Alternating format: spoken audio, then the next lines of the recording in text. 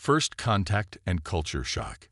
In the vast expanse of the Milky Way, the Galactic Union had long considered itself the pinnacle of civilization. Comprised of over 1,000 alien species, the Union prided itself on its technological advancements, diplomatic prowess, and cultural refinement. But nothing could have prepared them for the day they encountered the beings from the small blue planet in the unfashionable western spiral arm of the galaxy. First contact with Earth happened quite by accident. A Jorek exploratory vessel, mapping the outer reaches of Union space, picked up an unusual transmission. At first, the ship's translator struggled to make sense of the rapid-fire sounds and strange cadence. But as the system adapted, the Jorek crew found themselves listening to something utterly baffling: human laughter. Captain Zixera, a seasoned Jorek explorer with scales that shimmered like polished obsidian, cocked her head in confusion. "What manner of distress signal is this?" she asked her communications officer. Lieutenant Vreen, his antenna twitching nervously, replied, It's not a distress signal, Captain. According to the translator, it's some form of entertainment. They call it a comedy show." The bridge fell silent as the crew listened to the raucous laughter and rapid-fire jokes emanating from their speakers. To their alien ears, it sounded like madness. Intrigued and slightly unnerved, Captain Zixera made the decision that would change the course of galactic history. She set a course for the signal's origin: Earth. As the Jorek ship entered Earth's solar system, they were astounded by the sheer variety of transmissions bombarding their sensors. Music, news broadcasts, and an endless stream of entertainment poured from the small blue planet. How can they function with so much noise? Lieutenant Vreen wondered aloud, his normally stoic demeanor cracking under the sensory assault. Captain Zixera, her eyes fixed on the viewscreen showing the approaching planet, replied softly, "I don't know, but I intend to find out." The Jorek ship's arrival in Earth's orbit caused quite a stir. Governments scrambled, militaries went on high alert, and social media exploded with theories, memes, and hastily made welcome signs. But it was a small team of linguists, scientists, and diplomats that made first official contact with the alien visitors. Dr. Samantha Chen, a brilliant xenolinguist with a mischievous glint in her eye, led the human delegation. As the airlock cycled and the two species came face to face for the first time, an awkward silence fell over both groups. It was broken by a small sound, barely audible at first, but quickly growing in volume. Dr. Chen was laughing. The Jorek delegation stared in confusion and growing alarm as the human doubled over, tears streaming down her face. Captain Zixera, concerned, stepped forward. "Are you unwell, Earth being? Should we summon medical assistance?" Dr. Chen, still chuckling, waved off the concern. No, I'm fine. It's just your ship. It looks exactly like a giant space cucumber." The Jorek crew exchanged bewildered looks. Their sleek, efficient vessel design was the pride of their engineering corps. How could it be a source of amusement? As the initial meeting progressed, the cultural divide became increasingly apparent. The humans' constant jokes, puns, and pop culture references left the Jorek utterly baffled. Meanwhile, the aliens' serious demeanor and literal interpretations of everything said only served to amuse the humans further. News of the alien contact spread rapidly across Earth, and with it came an outpouring of human creativity. Memes featuring the space cucumber flooded the internet. Late-night talk show hosts had a field day with jokes about probing, and t-shirts with slogans like, "I met aliens, and all I got was this lousy shirt," appeared overnight. Captain Zixera, struggling to understand this chaotic response, turned to Dr. Chen. "Your people seem unusually excited by our presence. We have encountered many species, but none have reacted quite like this." Dr. Chen grinned. "Oh, Captain, you have no idea. Humans have been dreaming about meeting aliens for centuries. You're not just visitors. You're the fulfillment of countless science fiction stories, conspiracy theories, and late-night speculations. "You're going to be bigger than sliced bread." The idiom translator hiccuped, and Captain Zixera's scales paled slightly. "You slice your bread? How barbaric." This, of course, sent Dr. Chen into another fit of laughter, leaving the poor captain more confused than ever. As the days passed, the cultural exchange continued, with both sides struggling to understand the other. The Jorek were fascinated by human resilience and creativity, but deeply disturbed by what they saw as a cavalier attitude toward danger. They watched in horror as humans participated in extreme sports, ate potentially lethal foods like fuga, and treated their own Deathworld as a playground. When shown videos of wingsuit flyers soaring through narrow mountain canyons, Captain Zixera nearly fainted. But why?" she stammered, her scales shifting to a sickly green. "Why would they risk their lives for fun?" Dr. Chen, who had been enjoying the captain's reactions perhaps a bit too much, softened her approach. "It's part of who we are, Captain. Humans have always pushed boundaries, sought thrills, and laughed in the face of danger. It's how we've survived and thrived on a world that, as you've noticed, seems to want us dead." The Jorek struggled to comprehend this mindset. Their own civilization valued caution, planning, and minimizing risk. The idea of seeking out danger for entertainment was utterly foreign to them. As news of the contact spread throughout the Galactic Union, other species began to arrive, eager to study these strange new beings. Each new arrival brought fresh waves of confusion and amusement. The methane-breathing gloop were baffled by human music, unable to distinguish it from random noise. The psychic elders of San were overwhelmed by the cacophony of human thoughts, finding them chaotic and unnervingly loud. And the silicon-based crystallines were simply terrified by the idea of beings made mostly of water. But it was the human capacity for laughter that truly unsettled their galactic neighbors. In the face of the unknown, of potential danger, even of their own mortality, humans laughed. They made jokes, created art, and found humor in the darkest of situations. A gloop diplomat, after witnessing a human comedy roast, bubbled in consternation. "But they are insulting each other. How is this not causing a diplomatic incident?"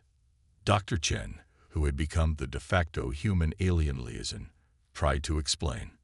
"It's all in good fun. Roasting is a way we show affection, believe it or not.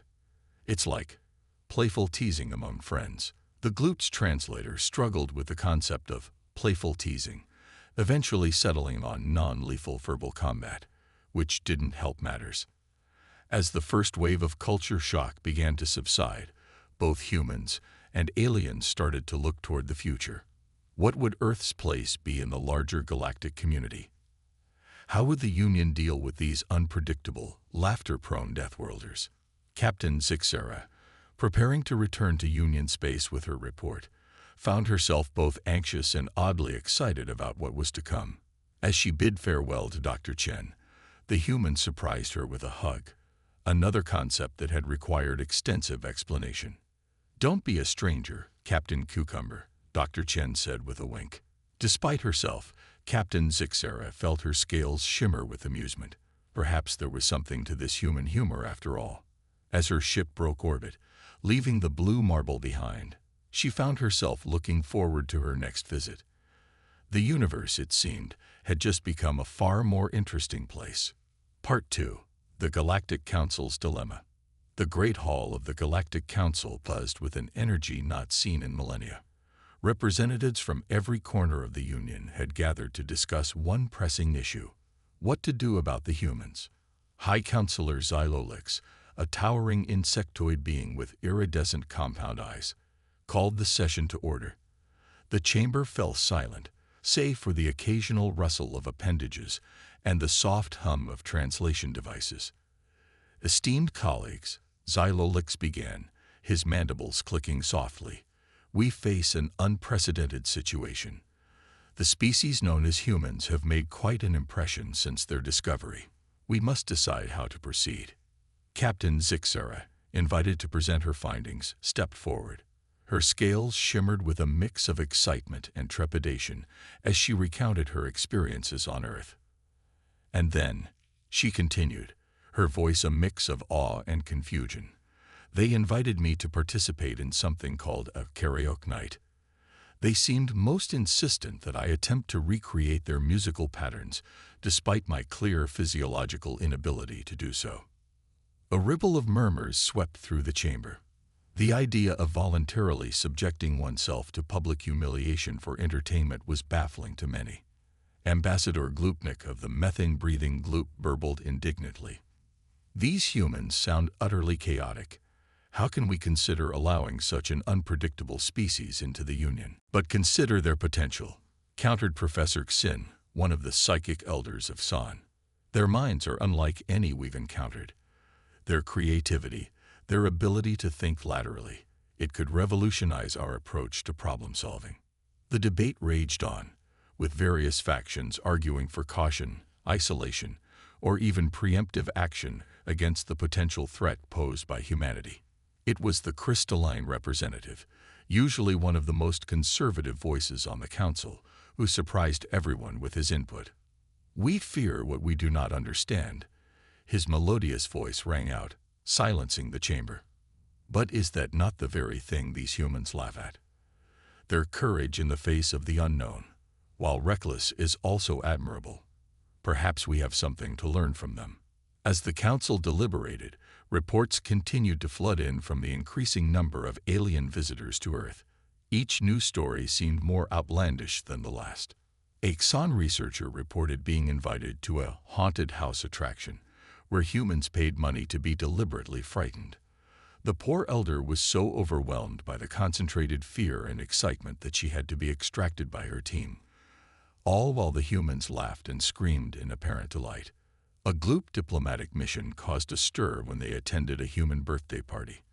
The sight of humans deliberately setting small fires, candles, near a nutritional substrate, cake, then extinguishing them through respiratory expulsion, led the Gloop to believe they were witnessing some form of ritual combat.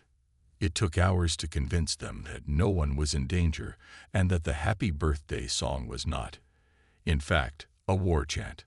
But it was the report from a Jorek anthropologist that really caught the council's attention. He had been studying human recreational activities and came across something called stand-up comedy. His description of the event left the council in stunned silence. "The humans gather in darkened rooms," he reported, his scales flickering with bewilderment, "to listen to one of their kind stand on an elevated platform and lie to them. The speaker tells stories that are clearly false, exaggerated, or logically impossible, and the crowd responds with vocal expressions of pleasure. At times, the speaker even insults members of the audience, which only seems to increase their enjoyment." The council was baffled. How could a species that valued honesty in their diplomatic relations also celebrate skilled liars as entertainers? How could they find pleasure in being insulted? It seemed contradictory, illogical, and potentially dangerous. Yet there was no denying the potential benefits of bringing humans into the galactic community. Their adaptability, their technological innovation despite their relatively young civilization, and their unique way of thinking could bring fresh perspectives to age-old problems. As the debate continued, a junior aide rushed into the chamber, looking flustered. After a hurried conversation with High Counselor Xylolix, the insectoid leader raised his upper limbs for silence. "Esteemed colleagues, I have just received some disturbing news. It seems a group of human tourists have somehow made their way to the Crucible of Korthax." A gasp rippled through the chamber. The Crucible of Korthax was a stellar nursery, a region of space where new stars were born amidst clouds of superheated gas and intense radiation.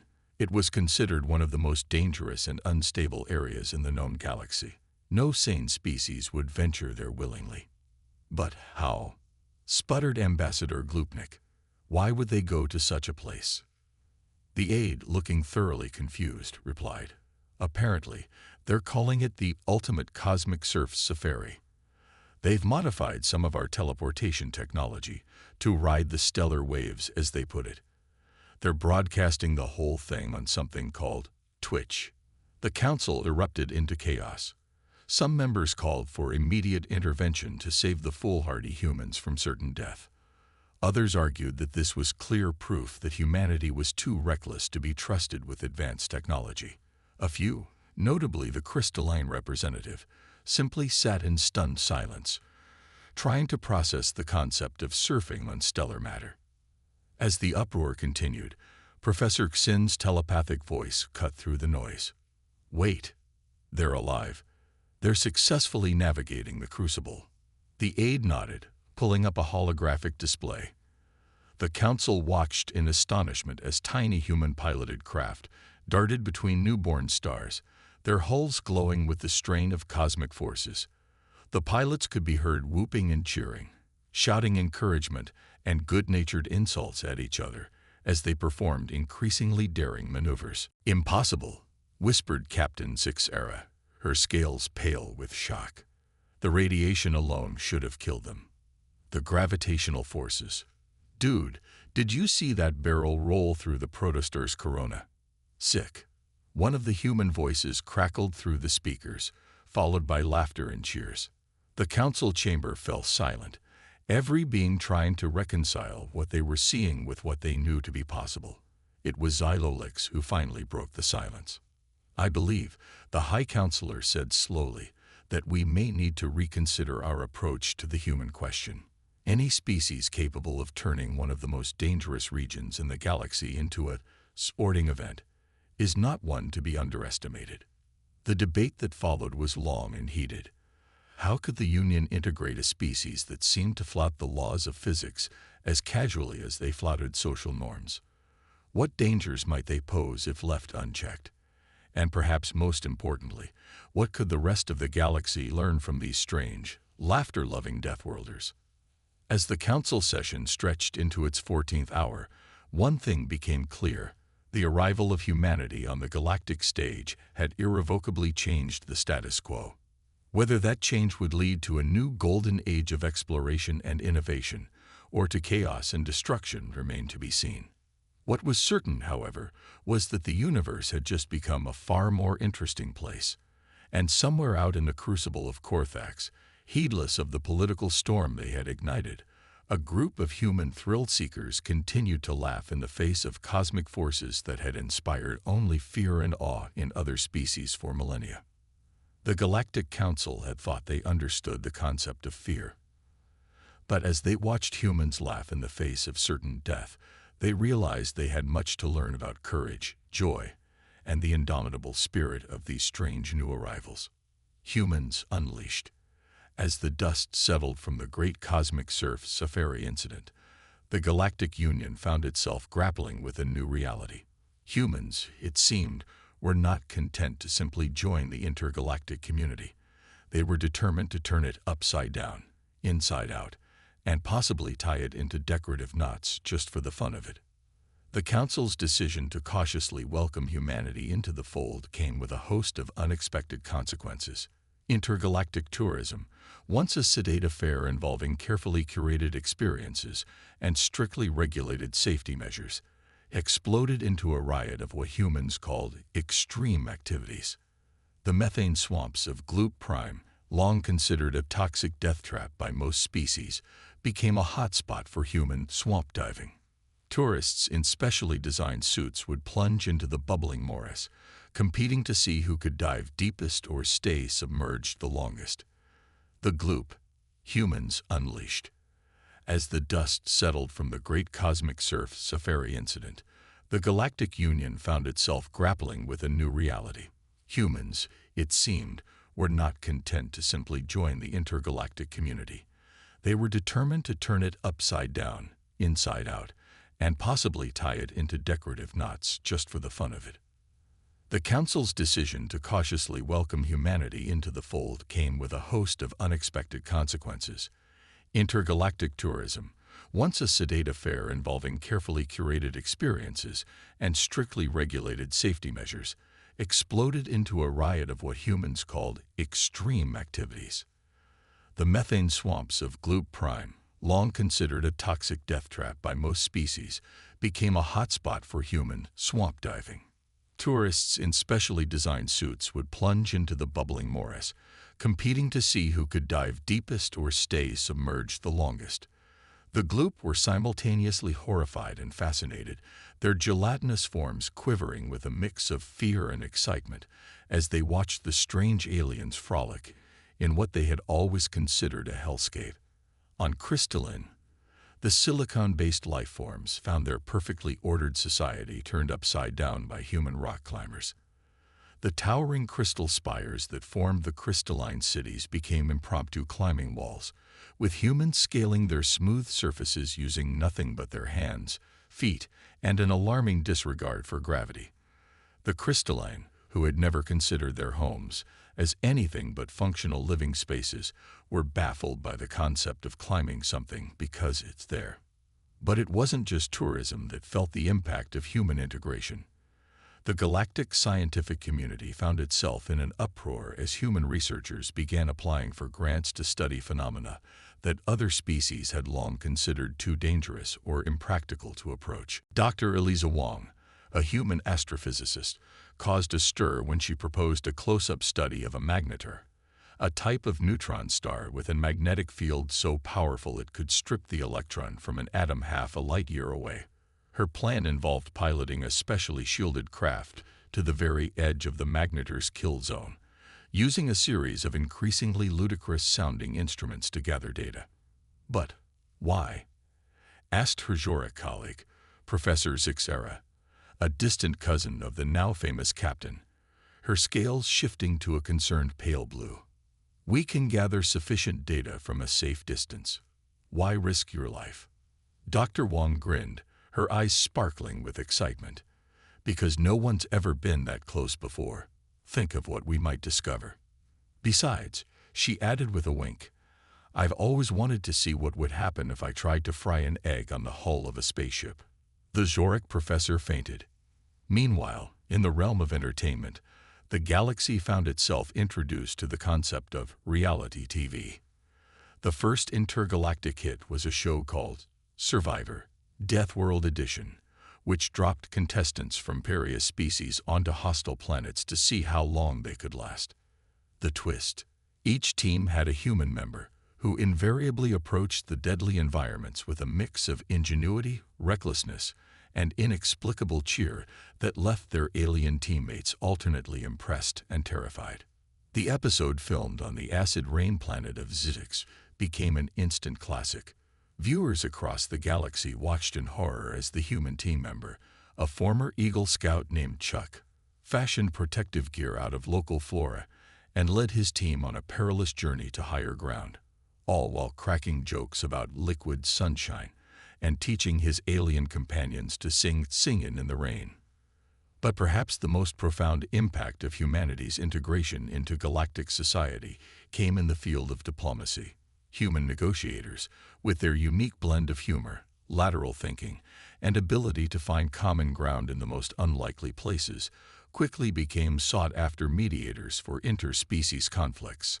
Ambassador Samantha Chen, the same xenolinguist who had made first contact with the Jorek, found herself at the center of a tense negotiation between the methane-breathing gloop and the oxygen-dependent floaters of Nimbus IX.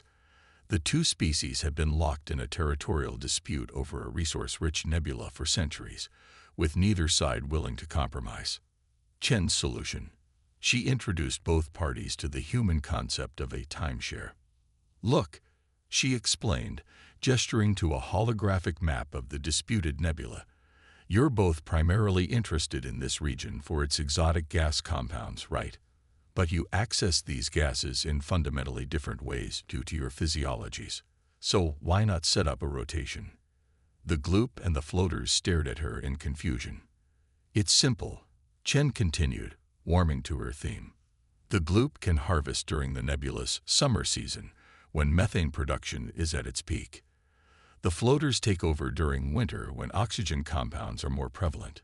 You both get what you need, and you might even find ways to help each other out during the transition periods. It'll be like one big cosmic vacation rental."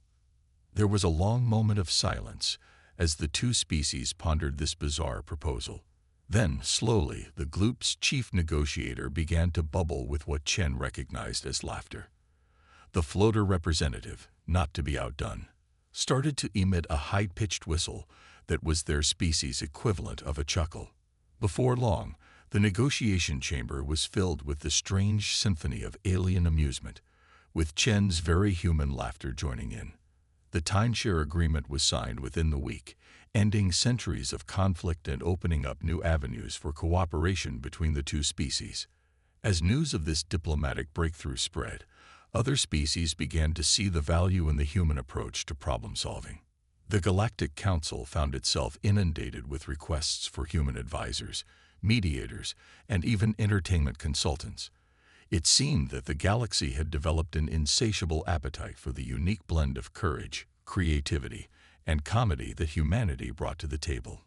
But with this newfound popularity came new challenges. Some species began to worry about the influence humans were having on their youth.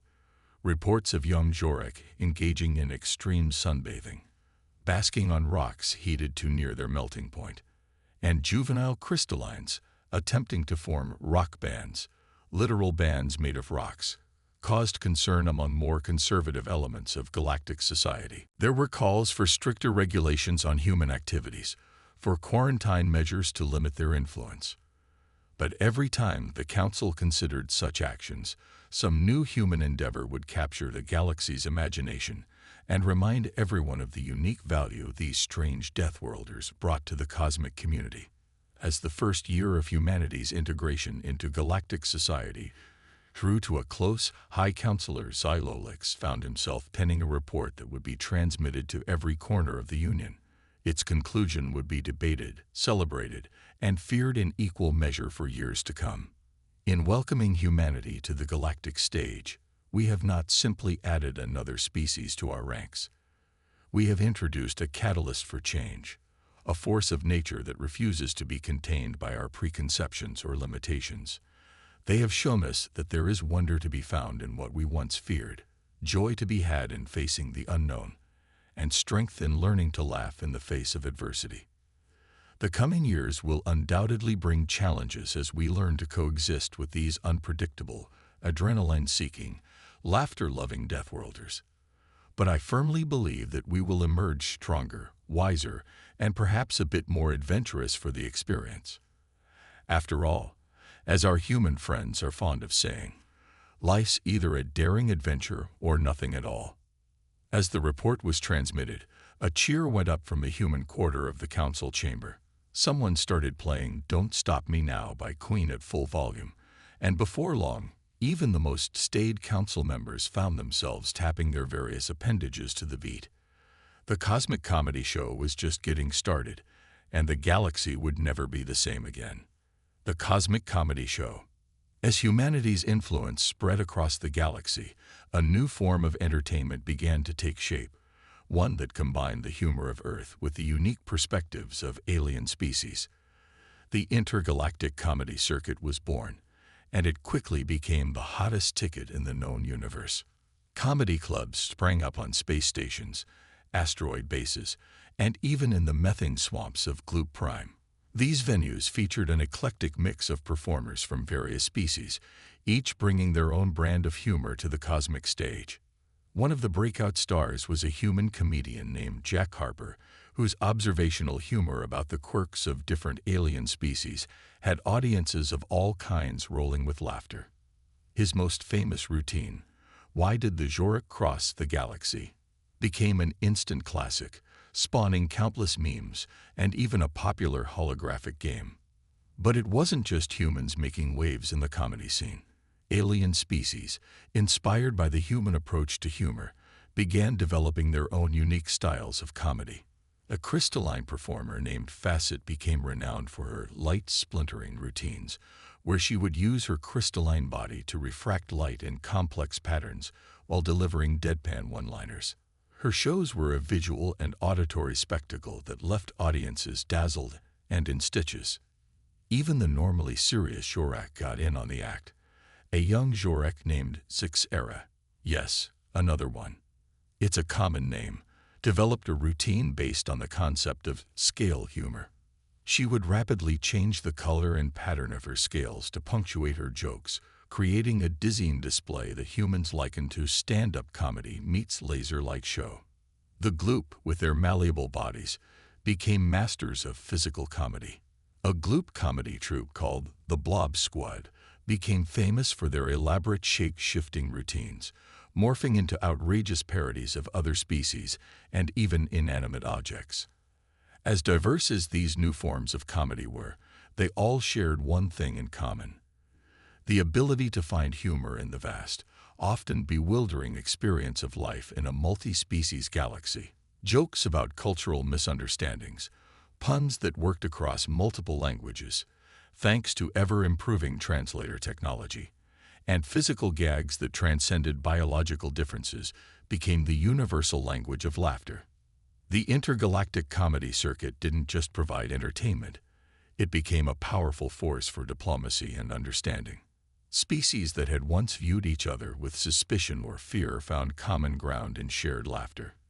It was hard to maintain prejudices against a species when you'd just spent an evening howling, or burbling, or vibrating, with laughter at their jokes. But as with all forms of entertainment, controversy was never far behind. A human shock comedian caused an interstellar incident with a routine that the crystallines found structurally offensive. A Joric performer's color-based humor was accused of being crummist by species that saw in different light spectrums. And don't even ask about the uproar caused by the first attempts at cross-species insult comedy. Despite these bumps in the road, the intergalactic comedy circuit continued to grow and evolve. It became a testing ground for new ideas, a place where the boundaries of interspecies communication could be pushed and expanded through the universal medium of humor. As the cosmic comedy show rolled on, the galaxy found itself changing in ways both subtle and profound. Old fears and prejudices began to fade, replaced by a new sense of shared experience and mutual understanding. And at the heart of it all was laughter, the most powerful force in the universe for bringing people and non-people together. The Galactic Council, once so concerned about the disruptive influence of humanity, now found itself eagerly anticipating the next big thing to come out of the human quarter. What wild new idea, what daring innovation, what hilarious misunderstanding would reshape the cosmic landscape next? As it turned out, they wouldn't have to wait long to find out. A new era of galactic cooperation. As the dust settled from the comedy revolution, the Galactic Union found itself entering a new era of unprecedented cooperation and innovation. The barriers that had once separated species began to crumble, replaced by a shared sense of cosmic community fostered by laughter and mutual understanding. This new spirit of collaboration led to breakthroughs in various fields. One of the most significant came in the area of space exploration. A joint human-alien team developed a revolutionary propulsion system that combined human ingenuity with alien technologies, allowing for faster-than-ever travel between the stars. The project, dubbed Operation Warp Chuckle, a name that caused no small amount of confusion among the alien engineers, was led by Dr. Eliza Wong, the same daredevil astrophysicist who had wanted to fry an egg on a magnetar. Working alongside a crystalline physicist and a Joric engineer, she helped create a drive that used quantum entanglement and what she called the hilarity of cosmic irony to bend space-time in ways previously thought impossible. When asked to explain how the drive worked, Dr. Wong would often say with a mischievous grin, "Well, we basically tell the universe a really good joke, and while it's laughing, we slip through the cracks in space-time." Her alien colleagues would then hurry to provide a more scientific explanation. But secretly, they weren't entirely sure she was wrong. The new drive opened up vast swaths of the galaxy for exploration. Expedition teams, always with at least one human member for their unique problem-solving skills and entertainment value on long journeys, set out to chart unknown regions of space. One such team, led by the now legendary Captain Zixara, made first contact with a silicon-based life form that communicated entirely through interpretive crystalline growth patterns. The ensuing cultural exchange was described by witnesses as the most beautiful and hilarious garden party in galactic history. But it wasn't just in the realms of science and exploration that this new era of cooperation bore fruit. The entertainment industry continued to evolve, giving birth to entirely new art forms that blended the best of what each species had to offer. The smash hit of the galactic fall season was a show called Dancing with the Stars, but not the Earth version. This interstellar edition featured contestants literally dancing with stars, using advanced force field technology to perform elaborate choreographies around and through stellar bodies. The sight of a gloop and a human tangoing through the corona of a red giant became an iconic image of the age. In the political arena, the Galactic Council underwent a significant restructuring. Recognizing the value of the human approach to problem solving, they instituted a new position, the Cosmic Jester. This role, always filled by a human, was tasked with providing an alternative, often humorous perspective on serious issues. The first to hold this position was none other than Ambassador Samantha Chen, whose quick wit and talent for diffusing tense situations with well-timed quips made her the perfect candidate. Her official title, Grand High Haha of the Galactic Chucklefest, was a source of both amusement and confusion for many alien species. Chen's influence was immediately felt. During a particularly heated debate over resource allocation in the Orion Arm, she managed to break the deadlock by introducing the concept of a galactic bake sale. The image of dignified alien diplomats trying to outdo each other with interstellar baked goods not only lightened the mood, but led to a creative solution involving shared resource development. As the years passed, the integration of humanity into the galactic community continued to yield unexpected benefits. Human adaptability and creativity, combined with alien technologies and perspectives, led to solutions for problems that had plagued the galaxy for millennia. The dreaded Craxian plague, which had resisted all known treatments, was finally cured thanks to a human virologist's insistence on trying chicken soup at the molecular level. The war between the text and the vowel-over-vowel usage rights in official documents was resolved through the introduction of emoji-based communication.